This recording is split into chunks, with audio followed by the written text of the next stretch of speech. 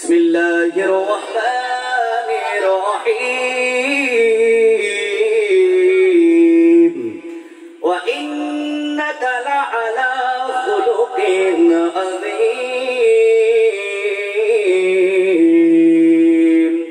রব্বুল আলামিন কুরআনুল কারীমের মধ্যে ঘোষণা দিয়েছেন যে আমার আল্লাহ বলছেন আমি এমন একজন নবী পৃথিবীর জমিনের মধ্যে পাঠিয়েছি যে নবীর জীবনের মধ্যে রয়েছে আমি খোদা রব্বুল ইজ্জতের বান্দাদের জন্য সর্বোত্তম চরিত্র সর্বোত্তম আদর্শ। চিৎকার দিয়ে বলুন না সুবহানাল্লাহ। সম্মানিত হাজরিন, আজকে যেই আলোচনা আমরা শুনবো অর্থাৎ রসুলের পাকের আদর্শ, রসুলের পাকের চরিত্র, রসুলের পাকের চরিত্র কেমন ছিল এরপর আমরা আলোচনা শুনবো।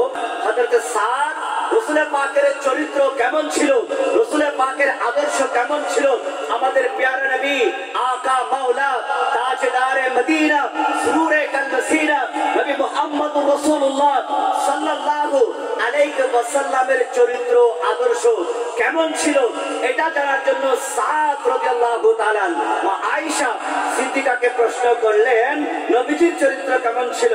মা আয়েশা রাদিয়াল্লাহু তাআলা বলতে লাগলেন কানা খুলুকুহু আল কুরআন। চিৎকার দিয়ে বলুন না সুবহানাল্লাহ।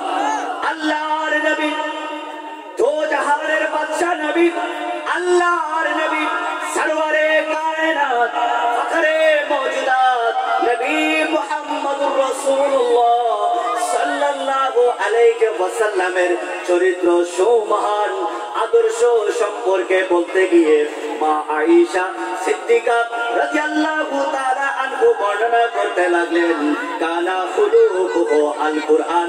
নবীজির চরিত্র সম্পর্কে তোমরা যদি জানতে চাও, নবীজির সুমহান আদর্শ সম্পর্কে যদি তোমরা জানতে চাও, শুনো শুনো আমার নবীর সুমহান আদর্শ হলো পবিত্র আল কুরআনুল কারীম। সুবহানাল্লাহ। নবীজির সুমহান চরিত্র আদর্শ যদি কেউ জানতে চায়, মা আয়েশা বলছেন তাহলে তোমাদেরকে পবিত্র কুরআনুল কারীম স্টাডি করতে হবে। তুমি যদি পবিত্র কুরআনুল কারীম স্টাডি করতে না পারো, যারা পবিত্র কুরআনুল কারীম স্টাডি করে পড়ে গবেষণা করে তাদের ধারস্থ হও, তাদের কাছ থেকে শুনো।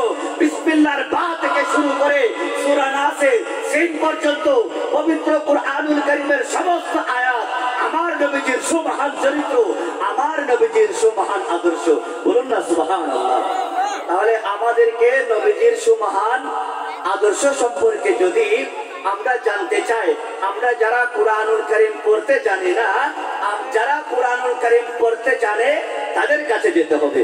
এই জন্য এখানে এলাকার মধ্যে বিভিন্ন এলাকায় এলাকায় রাষ্ট্রের মধ্যে বিশ্বের বিভিন্ন আনাচে কানাচে আমরা যারা কুরআনুল কারীমের আয়াত তেলাওয়াত করতে পারি না, আমরা যারা কুরআনুল কারীমের অর্থ বুঝি না, আমরা মাহফিলগুলোতে যাই, উলামায়ে কেরাম কুরআনুল কারীমের তাফসীর করে হাদিসে মুবারাকার বর্ণনা করে ব্যাখ্যা করে তাদের জবান থেকে আমরা রাসূলের পাকের সুমহান আদর্শ সুমহান চরিত্র সম্পর্কে আমরা জানতে পারি।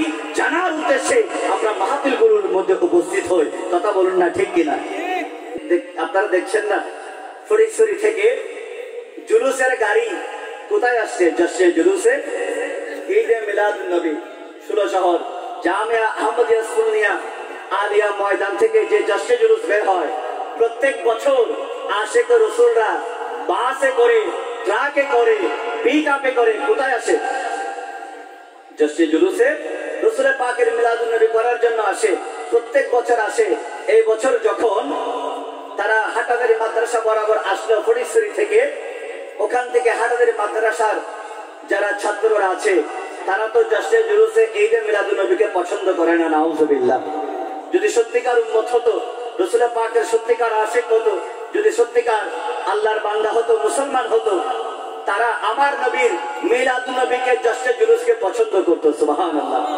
এক পর্যায়ে তারা কি করলো? সহ্য করতে পারে নাই, সাউন্ড সিস্টেমের মধ্যে মাইকের মধ্যে জশ্নে জুলুসে ঈদে মিলাদুন নবীর নাতে রাসূল চলছে, রাসূলের পাকের শান চলছে, তারা জানালা দিয়ে পানি মেরে দিয়েছে। নাউজুবিল্লাহ। জানালা দিয়ে কি মেরে দিয়েছে? পানি মেরে দিয়েছে। এখন এখান থেকে গাড়ির মধ্যে যারা ছিল তারা প্রতিবাদ জানিয়েছে একটা আঙ্গুল দেখিয়ে। কি দেখিয়ে? কথা বলে না। একটা আঙ্গুল দেখিয়ে তারা প্রতিবাদ জানিয়েছে। ওই প্রতিবাদের বিপরীতে আমাদের কওমি ভাইয়েরা, হাটহাজারী মাদ্রাসার যারা কওমি ভাইয়েরা আছেন, মাদ্রাসার যারা ছাত্ররা আছেন, তারা সহ্য করতে পারে নাই।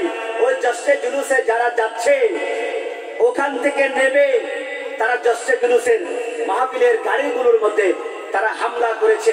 এখন আপনারা বলেন, তারা যদি প্রকৃত মুসলমান হতো তারা কখনো জশ্নে জুলুসের মাহফিলের গাড়ির মধ্যে, গাড়ি বহরের মধ্যে কখনো হামলা করতে পারতো? একজন মুসলমান, মুসলমান কাকে বলে?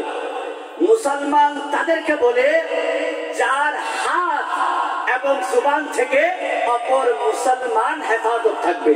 সুবহানাল্লাহ। এটা রাসূলের পাকের হাদিস। এটা কার হাদিস? রাসূলের পাকের হাদিস। একজন মুসলমান তখন মুসলমান হতে পারবে শুধুমাত্র লা ইলাহা ইল্লাল্লাহ মুহাম্মাদুর রাসূলুল্লাহ এই কালিমা শরীফ পড়ে ফেললে মুসলমান হয় না। আমার নবী বলে দিয়েছেন যে একজন মুসলমানের হাত এবং মুখ থেকে যখন অপর মুসলমান হেফাজত থাকবে তখন প্রত্যেকটা বান্দা নিজেকে মুসলমান হিসেবে দাবি করতে পারবে। সুবহানাল্লাহ। এখন আমরা যারা কালিমা পড়ে ফেলি, আমরা কি কখনো কালিমা ছাড়তে পারবো? আমরা যারা কালিমা পড়ে ফেলছি, আমরা যদি আমাদের কালিমাকে ছাড়তে না চাই, লা ইলাহা ইল্লাল্লাহ মুহাম্মাদুর রাসূলুল্লাহ এই সুবহান কালিমা তাওহীদের উপর, রিসালাতের উপর আমরা যদি বিশ্বাস রাখি, আমাদের এই হাত একজন মুসলমানকে কখনো আঘাত করতে পারবে না। আমাদের এই জুবান একজন জুবানকে, একজন মুসলমানের জুবানকে, একজন মুসলমান ভাইকে কখনো গালি দিতে পারবে না। চিৎকার দিয়ে বলুন ঠিক কিনা? এখন যারা আঘাত করেছে, যারা গালি দিয়েছে, তারা আর মুসলমানের মধ্যে নাই, তারা আবার নতুন করে কালিমা পড়ে মুসলমান হতে হবে। কথা বলেন ঠিক কিনা? আমরা আমাদের দেশের কওমি ভাইদের, ওনাদেরকে আমরা কখনো দুশমন মনে করি না। ওনাদেরকে আমরা কি মনে করি না? দুশমন মনে করি না। কিন্তু যখন আমার নবী সুমহান জশ্নে জুলুসে ঈদ মিলাদুন নবী সাল্লাল্লাহু আলাইহি ওয়াসাল্লামের উপর যখন হামলা হবে, সে যে হোক না কেন, সে আমার বাবা হোক, আমার ভাই হোক, সে আমাদের দুশমন। কথা বলেন ঠিক কিনা? এই কথা সবসময় মনে রাখবেন। আমাদের যারা তরিকতের ভাই, আমাদের যারা তরিকতের ভাই, আমাদের মধ্যে ইখতিলাফ থাকতে পারে, মতানৈক্য থাকতে পারে, আমরা এক একজন এক এক পীরের বায়াত হতে পারি, কিন্তু আমরা সকলে সুন্নি। কথা বলেন ঠিক কিনা? আমরা সকলে সুন্নি। কখনো যদি আমাদের মধ্যে মতানৈক্য হয়ে যায়, আমরা কখনো একে অপরকে গালি দেব? আওয়াজে বলুন না, আমরা কখনো কি একে অপরকে গালি দেব? যখনই আপনার জুবানে একবার গালি শব্দ উচ্চারণ হয়ে যাবে, অথবা আপনার আশেপাশে যে সমস্ত তরিকতের ভাইয়েরা আছেন, কেউ হয়তো মেজবান্ডার শরীফের মুরিদ, কেউ হয়তো গোসিয়া কমিটি বাংলাদেশ জামিয়া আহমদিয়া সুন্নিয়া আওলাদুর রাসূলের মুরিদ, কেউ হয়তো বিভিন্ন দরবারের মুরিদ। হ্যাঁ, এইভাবে যারা মুরিদরা আছেন, কখনো একে অপরের বিরুদ্ধচারণ করতে গিয়ে বিরুদ্ধচারণ করবেন, ঠিক আছে, কিন্তু কখনো গালি এবং আঘাত করা বেকুন আমাদের। আওয়াজে বলুন আঘাত করা যাবে? আওয়াজে বলুন আঘাত করা যাবে? আমাদের মধ্যে ইখতিলাফ হয়েছে, আমরা ডাক দিব, তোমার এই কথা তুমি উদ্গ্রহ করো, কিতাব সুন্নাহ হাদিসে মুবারাকা দিয়ে তোমার এই বক্তব্য কোরআন সুন্নাহর সাথে মিলে নাই, কোরআন সুন্নাহ বিপরীত হয়ে গেছে, সঙ্গে সঙ্গে আমরা কাউন্টার দেব, ভাই তুমি তো আমার তরিকতের ভাই, তোমার এই বক্তব্য তো কোরআন সুন্নাহর সাথে মিলে নাই, তাহলে তুমি একটু উদ্গ্রহ করে ফেলো, তুমি তো আমারই ভাই। আমরা এক জায়গার মধ্যে বসি, এক জায়গার মধ্যে বসে আকীদাগত বিরোধ হলে, মতানৈক্য হলে, আমরা আকীদাগত মতানৈক্য বসে সমাধান করব ইনশাআল্লাহ। তরিকতের দিক দিয়ে আমাদের মতানৈক্য হয়ে গেছে, তাহলে আমরা কি ঝগড়ার মাধ্যমে, ফাসাদের মাধ্যমে, মারামারির মাধ্যমে বিরোধ করব, নাকি এক জায়গার মধ্যে বসে ভালোবাসার মাধ্যমে বিরোধ? অর্থাৎ এটা নিরসন করব ভালোবাসার মাধ্যমে। কিসের মাধ্যমে? ভালোবাসার মাধ্যমে। এখন দুঃখের বিষয় কি জানেন? আমাদের আকীদার ভাই বলেন, সুন্নি বলেন, তরিকতের ভাইরা বলেন, আমাদের মধ্যে যদি একটু একতলাফ হয়ে যায়, সঙ্গে সঙ্গে গালিগালাজ শুরু। নাউজুবিল্লাহ বলবেন না? সঙ্গে সঙ্গে গালিগালাজ শুরু, সঙ্গে সঙ্গে মারামারি শুরু। আল্লাহ পাক রব্বুল আলামিন আমাদের যারা তরিকতের ভাই আছেন প্রত্যেকটা তরিকতের ভাইদেরকে একে অপরকে যাতে আমরা গালি না দেই, মারামারি না করি, যাতে একে অপরের ভ্রাতৃত্ব বন্ধনে আমরা আবদ্ধ থাকতে পারি। আল্লাহ পাক রব্বুল আলামিন আমাদেরকে তৌফিক দান করুন, আল্লাহুম্মা আমিন।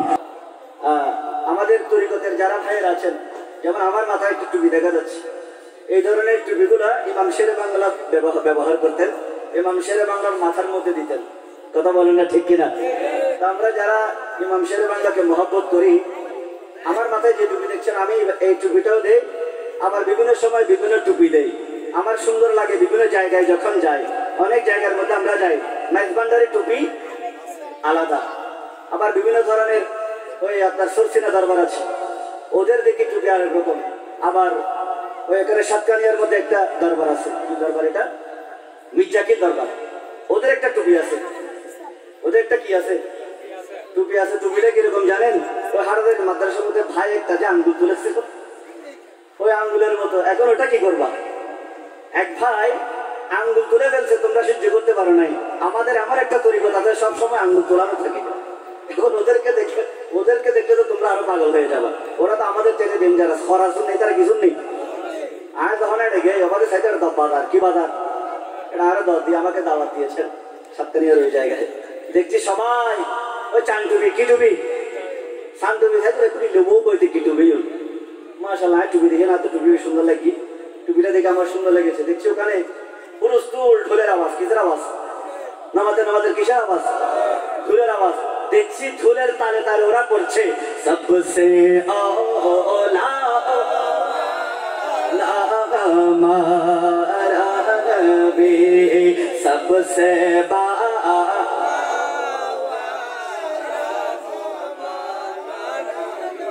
আমি প্রথমে যখন ওরা সবসওয়ালা করছে দেখি থপ থপ থপ থপ একটা আওয়াজ, আমি মনে করি সেটা ঢোল। কিছু দূর সামান্য গিয়ে যখন দেখছি এত বড় বড় ঢোলের মতো দেখি, পরবর্তীতে শুনতেছি এটার নাম নাকি দফ। এটার নাম কি? আওয়াজ দেখুন ভাইবের নাম কি? দফ। তাহলে বোঝা যাচ্ছে ইসলামের মধ্যে মিউজিক আছে, সুবহানাল্লাহ। তবে জিল্লে ইল্লা মিউজিক ইসলামের মধ্যে সরাসরি অনুমোদন ন দেয়। আর মাঝে মধ্যে শ্যামা করি না করি, এই শ্যামাই যখন আরা করি বিভিন্ন আউলিয়াই কেরাম শ্যামাই গজ্জি দেয়। তাহলে আর মুসলমানের কিছু অংশ শ্যামা করি এবং শ্যামার মধ্যে আরো অংশগ্রহণ করি, সুবহানাল্লাহ। ইখতিলাফ আছে, কি আছে? ইখতিলাফ আছে, কিন্তু এমন কিছু ইখতিলাফ ইসলামের মধ্যে আছে যে সমস্ত ইখতিলাফ গুলোর মাধ্যমে আমরা কখনো তাদেরকে কাফের বলতে পারবো না। এমন কিছু ইখতিলাফ আছে, ইখতিলাফ হওয়ার সাথে সাথে যারা ইখতিলাফ করেছে তারা সঙ্গে সঙ্গে কাফের হয়ে যায়। নাউজুবিল্লাহ করবেন না? তো তাদের মধ্যে অন্যতম হলো সাহাবায়ে কেরাম। তাদের মধ্যে অন্যতম কি? সাহাবায়ে কেরাম। সাহাবায়ে কেরামের প্রতি আমাদেরকে সর্বোচ্চ কি রাখতে হবে? আদব। আমাদের আদব। আপনারা বলেন আমরা সকলে সিদ্দিক আকবরকে মানি কিনা? সিদ্দিক আকবরের নাম কি? পুরা নাম কি? সিদ্দিক আকবরের পুরা নাম কি? হযরতে সাইয়েদনা আবু বকর সিদ্দিক রাদিয়াল্লাহু তাআলা, সুবহানাল্লাহ বলেন। এবং ইসলামের যিনি তৃতীয় খলিফা ওমর ইবনুল খাত্তাব, হযরতে ফারুক আযম রাদিয়াল্লাহু তাআলা। ইসলামের যিনি তৃতীয় খলিফা হযরতে উসমান গনি যুন্নুরাইন রাদিয়াল্লাহু তাআলা, সুবহানাল্লাহ বলেন না। এবং ইসলামের যিনি চতুর্থ খলিফা আনা মদিনাতুল ইলমে ওয়া আলিয়ুন বাবুহা, হাসনাইনে কারিমাইনের আব্বাজান মাওলা আলী শেরে খুদা রাদিয়াল্লাহু তাআলা। চিৎকার দিয়ে বলবেন না সুবহানাল্লাহ। তো আমরা ইসলামের এই চার খলিফাকে মানি কি মানি না? আওয়াজে বলুন না, মানি কি মানি না? ইসলামের এই চার খলিফার মধ্যে একজনকে যদি আমরা বাদ দেই, আমরা কি আর মুসলমান থাকতে পারবো? কেউ যদি বলে আমি সিদ্দিক আকবরকে মানি না, মুসলমান থাকবে? কেউ যদি বলে আমি ফারুক আজমকে মানি না, মুসলমান থাকবে? কেউ যদি বলে আমি উসমান গনি যুন্নুরাইনকে মানি না, মুসলমান থাকবে? as-sahabi কান নুজুম, সুবহানাল্লাহ বলবেন না? রাসূল পাক বলছেন আমার প্রত্যেকটা সাহাবী আসমানের তারার মতো, সুবহানাল্লাহ। এখন আমাদের দেশে একটা পার্টি আছে এবং বিশ্বের বিভিন্ন আনাচে কানাচে একটা পার্টি আছে সিদ্দিক আকবরকে মানে না, নাউযুবিল্লাহ বলবেন না? ফারুক আজমকে গালি দেয়, আছে না নাই? সিদ্দিক আকবরকে গালি দেয়, ফারুক আজমকে গালি দেয়, উসমান গনি সুন্নুরাইনকে গালি দেয়, এবং মা আয়েশা সিদ্দিকা রাদিয়াল্লাহু তাআলা আনহাকে জিনার তুহমত দেয়। বলে করে বলুন না নাউজুবিল্লাহ। মা আয়েশাকে, মা আয়েশা ইসলামের ফকিহ, সুবহানাল্লাহ, এবং রসুলের পাকের সহধর্মিনী। এখন যিনি রসুলের পাকের সহধর্মিনী, রাসূল পাক সাল্লাল্লাহু তাআলা আলাইহি ওয়াসাল্লামের মাধ্যমে যিনি ফিকহ ডিপার্টমেন্টের সার্টিফিকেট পেয়েছেন, যিনি মহিলাদের মধ্যে সর্বপ্রথম মুফতি হয়েছেন, তার নাম মা আয়েশা সিদ্দিকা রাদিয়াল্লাহু তাআলা আনহা। সুবহানাল্লাহ বলেন। এজন্য কখনো সাহাবায়ে কেরামদেরকে গালি দেওয়া যাবে না। যদি সিদ্দিক আকবর, ফারুক আজম, উসমান গনি, মা আয়েশা সিদ্দিকা রাদিয়াল্লাহু তাআলা আনহাকে আমরা যদি গালি দেই, তাহলে কখনো আমরা মুসলমান থাকতে পারবো না। কারণ যাদেরকে তুলনা করা হয়েছে আসমানের তারার সাথে, সুবহানাল্লাহ, কে তুলনা করেছেন? মুহাম্মাদুর রাসূলুল্লাহ সাল্লাল্লাহু আলাইহি ওয়াসাল্লাম। ওই যে বলেছিলাম, আপনি যদি নিজেকে মুসলমান দাবি করেন, আপনার আটজন মুসলমান ভাইকে গালি দেওয়া যাবে না। বলেছেন কে? রাসূলুল্লাহ। কে বলেছেন? রাসূলুল্লাহ। উম্মতের ইমায়ে নবী কাঁদেন জার জার, উম্মতের ইমায়ে নবী কাঁদেন জার জার, মাফ করে দাও ওহে আল্লাহ। আওয়াজ এত ছোট, মাফ করে দাও ওহে আল্লাহ। আর মা আমেনার কোলে যখন এলেন নবীজি, সিজদায়ে পড়িয়া কাঁদেন উম্মতি উম্মতি উম্মতি উম্মতি। মা আমেনার কোলে যখন এলেন নবীজি, সিজদায়ে পড়িয়া কাঁদেন উম্মতি উম্মতি উম্মতি উম্মতি। বললেন আল্লাহ রাব্বানা মাহবুব আমার শোনো না, বলেন আল্লাহ রাব্বানা মাহবুব আমার শোনো না, গুনাহগার উম্মতের জামিল পাক সরোবার, মাফ করে দাও ওগে আল্লাহ, মাফ করে দাও ওগে আল্লাহ। উম্মতে গুনাহগার, উম্মতের ইমায়ে নবী কাঁদেন জার জার, উম্মতের ইমায়ে নবী কাঁদেন জার জার, মাফ করে দাও ওগে আল্লাহ, মুহাব্বতে মাফ করে দাও ওগে আল্লাহ। তো বাবার আমার, আমরা আলোচনা করছিলাম কি সম্পর্কে? রাসূল পাকের সুমহান চরিত্র, রাসূল পাকের সুমহান আদর্শ সম্পর্কে। কথা বলেন ঠিক কিনা?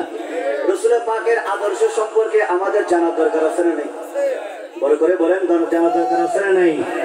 কেন জানা দরকার আছে? কারণ আল্লাহ তো নিজেই কোরআনুল কারীমের মধ্যে বলে দিয়েছেন যে রাসূল পাকের পুরা জিন্দেগির মধ্যে তোমরা বান্দাদের জন্য আমি সুমহান চরিত্র, সুমহান আদর্শ রেখে দিয়েছি। সুবহানাল্লাহ। আল্লাহর নবী, দো জাহানের বাদশা নবী, আল্লাহর নবী, সরওয়ারে কায়নাত, ফখরে মওজুদাত নবী মুহাম্মদুর রাসূলুল্লাহ হাদিসে মুবারকার মধ্যে বর্ণনা করেছেন, ক্বালা রাসূলুল্লাহ সাল্লাল্লাহু আলাইহি ওয়াসাল্লাম বুইস্তু লিউতাম্মিমাল মাকারিমাল আখলাক। আল্লাহর নবী বলেন, আমাকে আল্লাহ সুবহানাহু ওয়া তাআলা দুনিয়ার জমিনের মধ্যে পাঠিয়েছেন সর্বশ্রেষ্ঠ চরিত্র, সর্বশ্রেষ্ঠ আদর্শ, সর্বশ্রেষ্ঠ স্বভাব কেমন হওয়া উচিত এটার পূর্ণতা দান করার জন্য। অর্থাৎ একজন মানবের চরিত্র কেমন হওয়া উচিত। চরিত্র কাকে বলে? যেটাকে ইংরেজিতে বলা হয় ক্যারেক্টার। কি বলা হয়? কি বলা হয়? আমাদের বোঝাতে ক্যাডার। অনারের এলাকার মধ্যে ক্যাডার আছে না নেই? হ্যাঁ, বিভিন্ন ক্যাডার আছে না নেই? আবার আরগো আছে যে বিসিএস ক্যাডার। আরগো কি? BCS cadre. অস্ত্র নিলে ক্যাডার হয়ে যাইব, আরগো হলন্দি গুঁতো দিলে ক্যাডার হয়ে যাইব। সুবহানাল্লাহ। হলন্দি কি গুঁতো দিলে কি হয়ে যায়?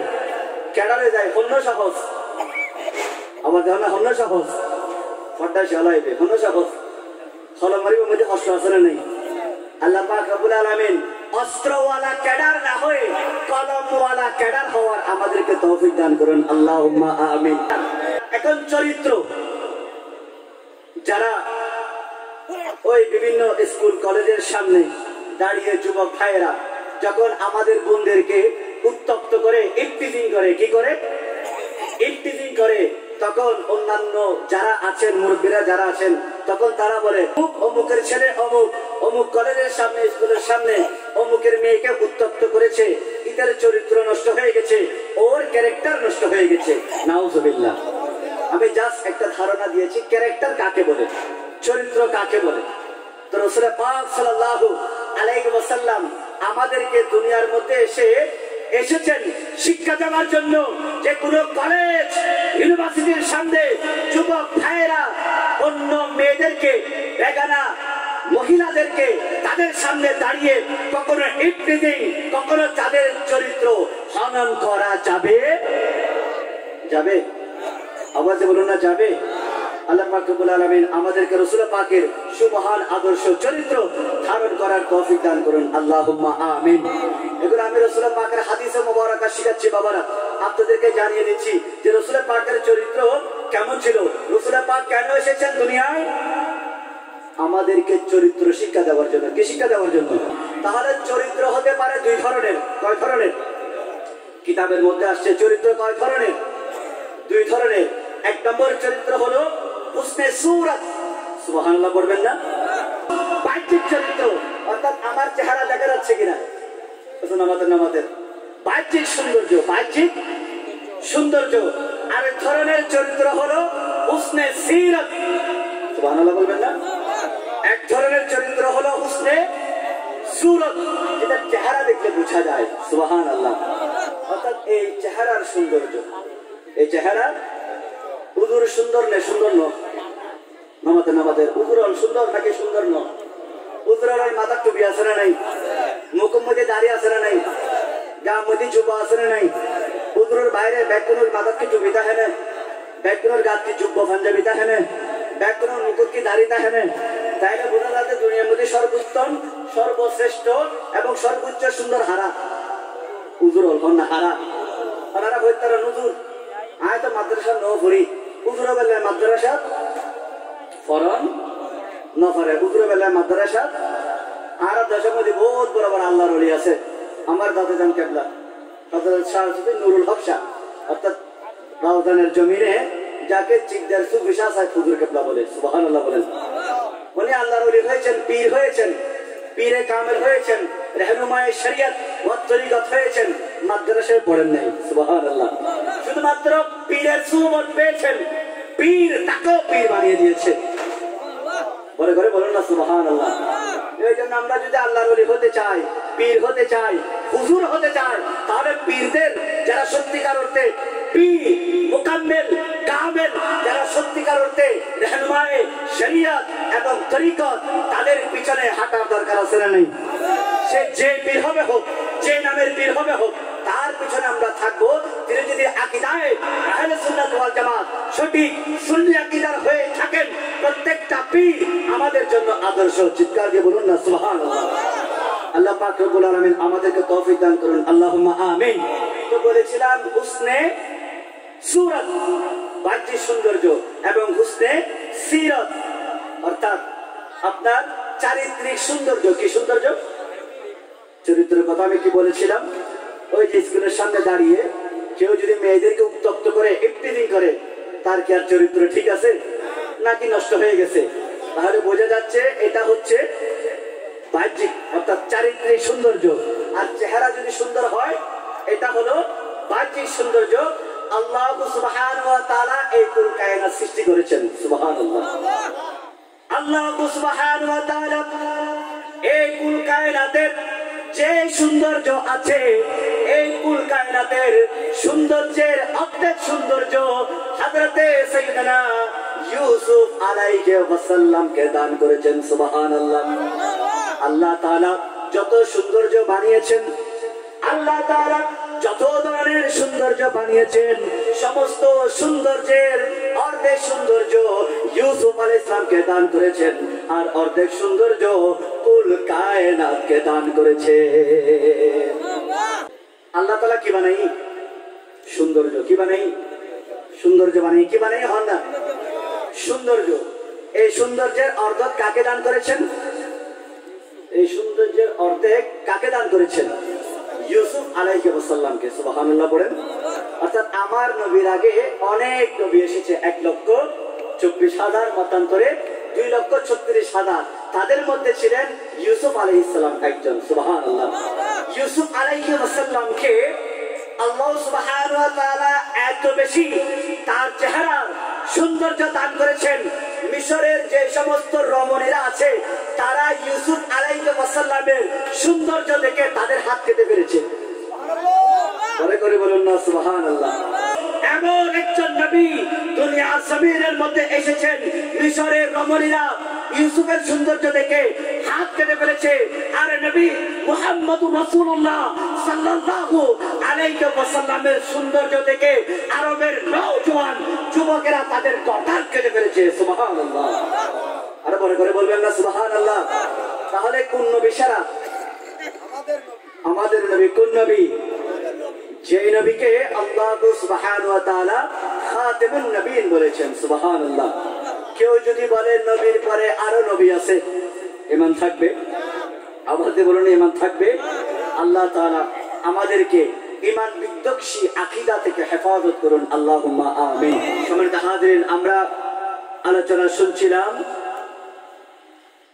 মানুষের যে সৌন্দর্য আছে, এই সৌন্দর্য কয় ধরনের? বলে করে বলেন কয় ধরনের? আজকে যদি একটু খেয়াল করতে পারেন তাহলে আমাদের দিল চমকে যাবে, আমাদের চরিত্র পাল্টে যাবে, আমাদের দৈনন্দিন জীবনের সৌন্দর্য রাসূলের পাকের সুন্নতে নূরে নূরান্বিত হয়ে যাবে। চিৎকার দিয়ে বলুন সুবহানাল্লাহ। সম্মানিত হাজিরিন, প্রথমটা হলো হুসনে সূরত, অর্থাৎ বাহ্যিক সৌন্দর্য। এই বাহ্যিক সৌন্দর্যের কথা বলতে গিয়ে ওমর ইবনুল খাত্তাব, ইসলামের দ্বিতীয় খলিফা, কততম খলিফা? দ্বিতীয় খলিফা ওমর ইবনুল খাত্তাব ফারুক আযম রাদিয়াল্লাহু তাআলা বর্ণনা করতে লাগলেন যে আল্লাহর নবী মুহাম্মদুর রাসূলুল্লাহ সাল্লাল্লাহু আলাইহি ওয়াসাল্লামের উপর যখন কুরআনুল কারীম নাযিল হতো, সুবহানাল্লাহ, রাসূলের পাকের সৌন্দর্য বর্ণনা করছেন। যে রাসূলের পাকের সৌন্দর্য বর্ণনা করতে গিয়ে ফারুক আযম বলছেন, রাসূল আরবি সাল্লাল্লাহু আলাইহি ওয়াসাল্লামের উপর যখন হযরত সাইয়্যিদনা জিবরাইল আলাইহিস সালাম কুরআনুল কারীম নিয়ে আসতেন, ওহী নিয়ে আসতেন, রাসূলের পাকের উপর কুরআনুল কারীম নাযিল হতো, মনে হতো আনারের দানার রস চিপে চিপে রাসূলের পাকের চেহারা মোবারকের উপর ঢেলে দেওয়া হয়েছে। চিৎকার দিয়ে বলুন সুবহানাল্লাহ। আয়েশা সিদ্দিকা বলছেন, রাসূলের পাকের উপর যখন কুরআনুল কারীম নাযিল হতো, রাসূলের পাকের চেহারা লাল হয়ে যেত। সুবহানাল্লাহ বলবেন না? আমার প্যারা নবী মুহাম্মদুর রাসূলুল্লাহ কেমন ছিলেন জানেন? তিনি দুধের মতো ফর্সা ছিলেন না। আল্লাহু আকবার। তিনি দুধের মতো ফর্সা ছিলেন না। তিনার এমন একটা কালার ছিল, নয় ফর্সা নয় কালো।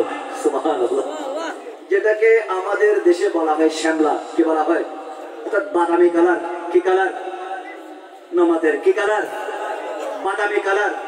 এখন আপনারা বলতে পারেন, হুজুর আপনিও তো শ্যামলা, রাসূলের পাক কি আপনার মতো ছিল? আমি যদি বলি হ্যাঁ রাসূলের পাক আমার মতো ছিল, তাহলে শিরিক হবে কি হবে না? আমার যে বলে রাসূলের পাক কি আমাদের মতো? আমাদের দেশে রাসূলের পাককে আমাদের মতো বানাতে চায়, আমাদের মতো বলে, এরকম দল আছে না নাই? বলে রাসূলের পাকের শরীর থেকে রক্ত ঝরেছে, ওই রক্ত লাল ছিল, আমার রক্ত তো লাল, আমিও রাসূলের মতো। নাউজুবিল্লাহ। রাসূলের পাক নামাজ পড়তো, আমিও নামাজ পড়ি, আমি তো রাসূলের মতো। নাউজুবিল্লাহ বলবেন না? তুমি যতই চেষ্টা করো, আল্লাহ সুবহানাহু ওয়া তাআলা রাসূলের পাকে এমন একটা সৌন্দর্য দান করেছেন, কখনো কখনো মনে হতো রাসূলের পাক ফর্সা, আবার কখনো কখনো মনে হতো রাসূলের পাক শ্যামলা। সুবহানাল্লাহ বলবেন না? তাহলে ফর্সা মানুষকে কখনো শ্যামলা দেখায় না, শ্যামলা মানুষকে কখনো ফর্সা দেখায় না। রাসূলের পাকের এক এক সূরত, সুবহানাল্লাহ। এইজন্য ওমর ইবনুল খাত্তাব ফারুক আযম বলছেন, রাসূল পাকের উপর যখন কুরআনুল কারীম নাযিল হতো, রাসূল পাকের বাহ্যিক সৌন্দর্য বর্ণনা করছেন, যখন কুরআনুল কারীম নাযিল হতো মনে হতো আনারের রস। আনার ছিলাম না, আনার ভিতরে সবুজ ন বলে, ভিতরে কি বড় করে হন, ভিতরে কি লাল, ওই আনারের রস লাল। ওখান থেকে যখন রস চিপে একটা বাটিতে নেওয়া হয়, ওই রসগুলো সবুজ না? ওই তুমি বেটেল না আমাদের কিরকম লাল, একদম সুরখ লাল, এমন লাল দেখলে তাকিয়ে থাকতে ইচ্ছে করে। সুবহানাল্লাহ।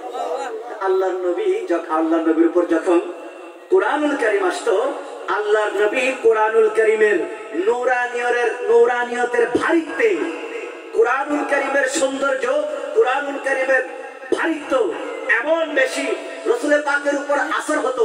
রাসূল পাক ঠিক এইভাবে বসে থাকতেন আর রাসূল পাকের চেহারাটা লাল হয়ে যেত। সুবহানাল্লাহ। এখন হুসনে সিরাত, এটা তো বাহ্যিক সৌন্দর্য। আমার রাসূল কখনো টুপি দিয়েছেন, কখনো পাগড়ি পরেছেন, কখনো পাঞ্জাবি পরেছেন, কখনো জুব্বা পরেছেন। আমরা যদি রাসূল পাকের আদর্শ বাহ্যিক সৌন্দর্য ধারণ করতে চাই, আমরা যারা রাসূল পাককে মহব্বত করি, আমাদেরকে টুপি দিতে হবে, আমাদেরকে জুব্বা অথবা পাঞ্জাবি পরতে হবে। কথা বলেন ঠিক কিনা? পাশাপাশি মুখের মধ্যে কি রাখতে হবে? এবার দেখেন আল্লাহর প্যারা হাবিবের বাহ্যিক সৌন্দর্য। আপনি যদি স্মার্ট হতে চান তাহলে রাসূল পাককে ফলো করতে হবে, ঠিক কিনা? স্মার্ট হতে চাইলে কাকে ফলো করতে হবে? হুজুররা রাসূল পাককে ফলো করে। এইজন্য সাধারণ যারা বান্দারা আছে তারা ওই হুজুরদেরকে ধরে ধরে কোথায় তুলে দেয়? আমরা যারা সাধারণ আমরা নিচে বসি, আর যারা হুজুর তারা কোথায় বসে? স্টেজে বসে। জামায়ে इश्क़े मोहम्मद जो पहन लेता है, जामाए इश्क़े मोहम्मद जो पहन लेता है, दुनिया को झुका देता है। अरे ये तो मोहब्बत का शिकार, इश्क के रंग में रंग जाओ मेरे यार, इश्क के रंग में रंग जाए जब कार तो कुर्ते के गुलामों पे हो असरार के सिर्फ सनाए शगया बरार नगर लहजा तो हर बार, और न वो सैयद आलील सभी हाओ की उम्मी लकबी हाशमी ओ मुत्तलबी ओ अरबी ओ करबी ओ करशी ओ मदनी, और कहा हमसे गुनहगार, इश्क के रंग में रंग जाओ मेरे यार। सुबहानल्लाह। शायर बोलছেন যে জামায়ে ইশকে মোহাম্মদ जो पहन लेता है, রাসূল পাকের মহব্বতে যারা রাসূল পাকের টুপি, পাগড়ি, জুব্বা, পাঞ্জাবি, রাসূল পাকের আপাদ মস্তক আদর্শ সূরত যারা ধারণ করতে পেরেছে, খোদার খোদাই তাদের কদমের মধ্যে ঝুঁকে গেছে। সুবহানাল্লাহ। এইজন্য সাধারণ আওয়ামরা হুজুরদেরকে ধরে তুলে টেনে টেনে কোথায় তুলে দেয়? স্টেজে কোথায় তুলে দেয়? আবার তারা লেখা সিয়ারও দেয়। কি দেয়? সিয়ারও দেয়। আর যারা সাধারণ হুজুরের ন ভারী আর আল্লাহ ন দেয়।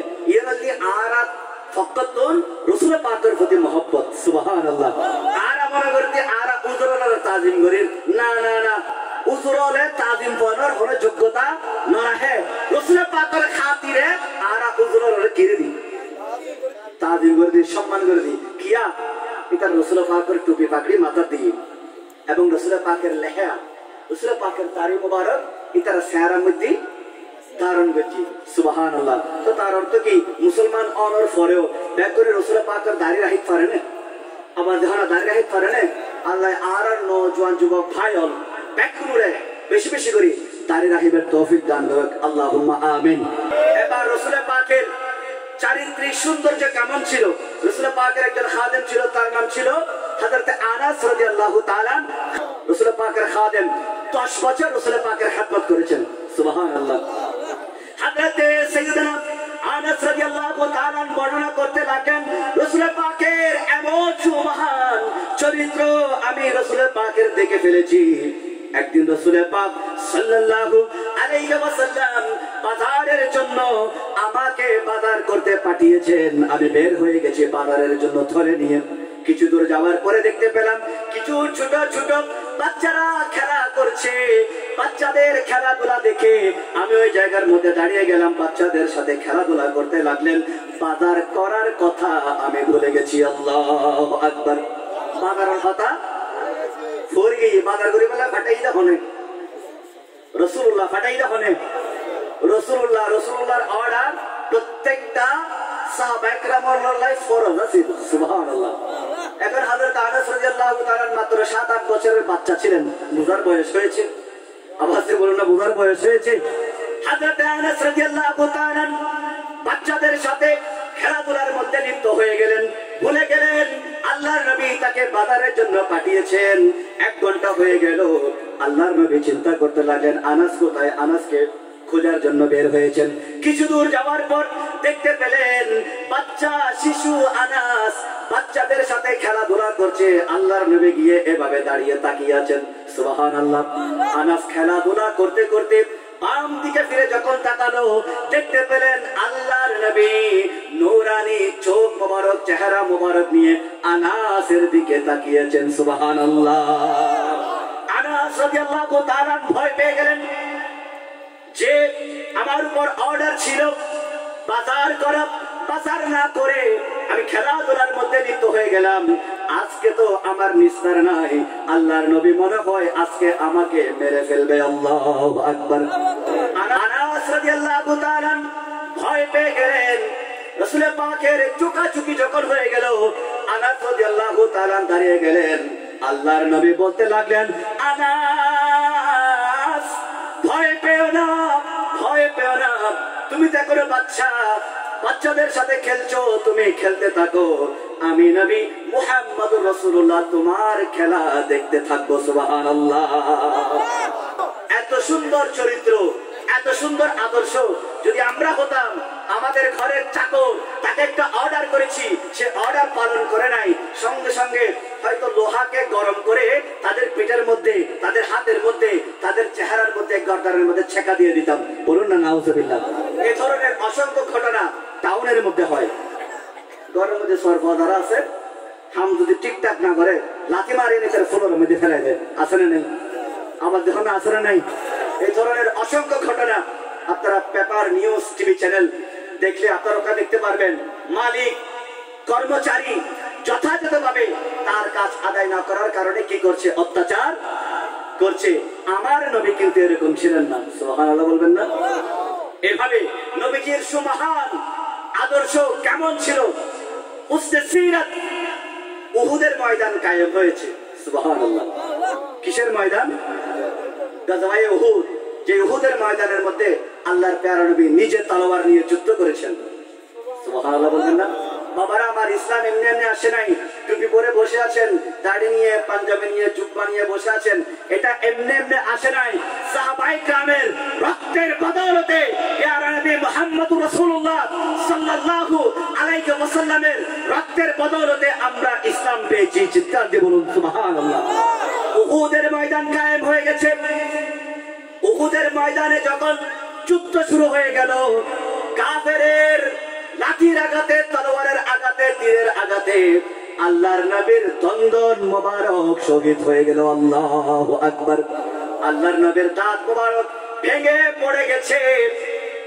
আসমানের ফেরেশতা সহ্য করতে পারে নাই, সাগরের ফেরেশতা সহ্য করতে পারে নাই, পাহাড়ের ফেরেশতা সহ্য করতে পারে নাই, আসমানের ফেরেশতা আল্লাহর নবীর কাছে এসে বললেন, ইয়া রাসূলুল্লাহ, ইয়া হাবিবাল্লাহ, ইয়া রাসূলুল্লাহ, ইয়া হাবিবাল্লাহ, কাফেররা আঘাত করে আপনার দন্দন মুবারক শহীদ করে দিয়েছে, আমরা তো সহ্য করতে পারছি না, একটু অর্ডার করেন এই উহুদের ময়দান সমস্ত কাফিরদেরকে আমরা তলোয়ার দিয়ে আঘাত করতে করতে মেরে ফেলি। আল্লাহু আকবার। আল্লাহর নবী বলতে লাগলেন, ও আসমানের ফেরেশতা, না না না, আল্লাহ তো আমাকে বলে দিয়েছেন, ওয়ামা আরসালনাকা ইল্লা রাহমাতাল লিল আলামিন। সুবহানাল্লাহ। আল্লাহ তাআলা কুল কায়নাতের জন্য আমাকে রহমত ঘোষণা করেছেন। আমাকে সবরের উপর থাকতে হবে, নামাজের মাধ্যমে আমাকে সবরের উপর থাকতে হবে। না না না ও ফেরেশতারা, তোমরা কাফিরদেরকে আঘাত করে ধ্বংস করে দিও না। সুবহানাল্লাহ। এভাবে সাগরের ফেরেশতা আসলো, পাহাড়ের ফেরেশতা আসলো, ইয়া রাসূলুল্লাহ কাফেররা আপনার দন্দন মোবারক শহীদ করে দিয়েছে, আমরা সহ্য করতে পারছি না, আমাদেরকে একটু অর্ডার দেন। আল্লাহ নবী বললেন না না না, কাফিরদেরকে তোমরা কিছু করিও না, কাফিরদেরকে আঘাত করিও না। আল্লাহ সুবহানাহু ওয়া তাআলা আমাকে রহমত করে দয়ার নবী বলে দুনিয়ার মধ্যে পাঠিয়েছেন। সুবহানাল্লাহ। আল্লাহ নবী কিসের উপর ছিলেন? সবর। কিসের উপর? সবর। এখন আর তো জাগাল লেখারে একটু লেখারে কইলে মাথা ফাড়ে দিতে আসে না নাই, আবার যেমন আসে না নাই। কিছুদিন আগের ঘটনা, দুই ভাই জায়গা নিয়ে বিরোধ হয়েছে। এক ভাই তার পুরা পরিবার নিয়ে এসে আর ভাইয়ের চোখ নিয়ে ফেলেছে। কেউ নাই জাগাল্লাই, কেউ নাই জাগাল্লাই। এখন আর জাগাল্লাই যেভাবে এক ভাই আর ভাই চোখ নিয়ে ফেলায়, আল্লাহ রসুল কি এরকম আসেননি? আল্লাহ রসুল আর চরিত্র শিক্ষা দিতে এসে, আদর্শ শিক্ষা দিতে এসে আল্লাহ রসুল আমাদেরকে আদর্শ শিক্ষা দিয়েছেন। জায়গা নিয়ে খেলাখেলি করিও না। ঝগড়া হয়েছে, একে অপরকে গালি দিও না। ঝগড়া হয়েছে, একে অপরের মাথা ফাটিয়ে দিও না। সবরের কথা বলেছেন নামাজের মাধ্যমে। ইন্নাস সালাতা তানহা আনিল ফাহশাই ওয়াল মুনকার। সুবহানাল্লাহ।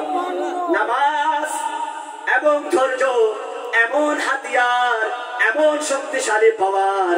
নামাজ এবং ধৈর্য আপনাকে দুনিয়ার সমস্ত অপকর্ম থেকে, সমস্ত গুনাহ থেকে বাঁচিয়ে দেবে। সুবহানাল্লাহ। তাহলে সবর ধরার দরকার আছে না নাই? নামাজও পড়ার দরকার আছে না নাই? যারা উম্মতে মুহাম্মাদি, তারা সত্যিকার অর্থে যারা উম্মতে মুহাম্মাদি, তারা সবরও রাখে, নামাজও পড়ে। সুবহানাল্লাহ।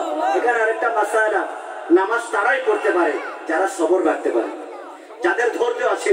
আপনাকে ওযু করার ধৈর্য রাখতে হবে, ওযু করার ধৈর্য রাখতে হবে। ওযু করা হয় কি দিয়ে? পানি দিয়ে। কি দিয়ে? পানি দিয়ে। আল্লাহ সুবহানাহু ওয়া তাআলা এই যে শীতকাল আসলে আপনি বুঝতে পারবেন আপনার মধ্যে ধৈর্য আছে কিনা।